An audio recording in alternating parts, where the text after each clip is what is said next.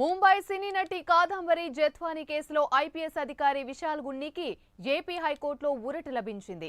కేసులో అరెస్టు చేయకుండా బెయిల్ ఇవ్వాలని పోలీసు అధికారి విశాల్ గున్నీ హైకోర్టును ఆశ్రయించారు. దీనిపై వాదనలు విన్న హైకోర్టు విశాల్ గున్నీ విషయంలో అక్టోబర్ 1వ తేదీ వరకు ఎలాంటి తొందరపాటు చర్యలు తీసుకోవద్దని ఆదేశాలిచ్చింది.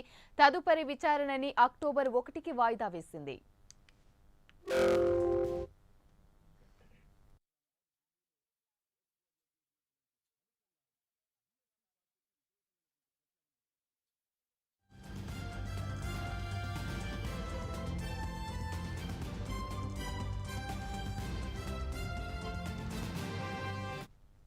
రైట్, ఇక ఇదే అంశానికి సంబంధించి మరిన్ని వివరాలు మా ప్రతినిధి శ్రీనివాస్ అందిస్తారు.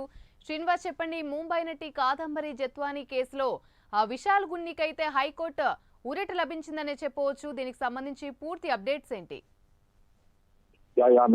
ఐపీఎస్ అధికారి విశాల్ గున్నీ ఏదైతే ముంబై నటి జత్వానీ కేసులో కూడా తనపైన ఆరోపణలు ఎదుర్కొంటాడు. ఆ కేసులో ముగ్గురు ఐపీఎస్ కూడా తీవ్రమైన ఆరోపణలు ఎదుర్కొంటున్నారు. తమ కుటుంబం పైన కూడా వేధింపులకు పాల్పడి ఆ వేధింపులకు గురి చేసి అక్రమ కేసులు పెట్టారని చెప్పేసి జత్వానీ ఇబ్రహీంపట్నం పోలీసులకు ఇప్పటికే కంప్లైంట్ చేసి దాని మీద ఇప్పటికే పోలీసులు విచారణ ముమ్మరంగా చేస్తున్నారు.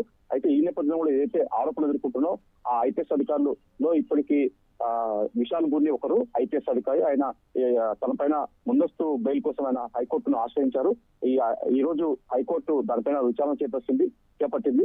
ఐపీఎస్ అధికారి విశాల్ గున్నీకి కూడా ఏపీ హైకోర్టులో ఊరట లభించి చెప్పుకోవచ్చు.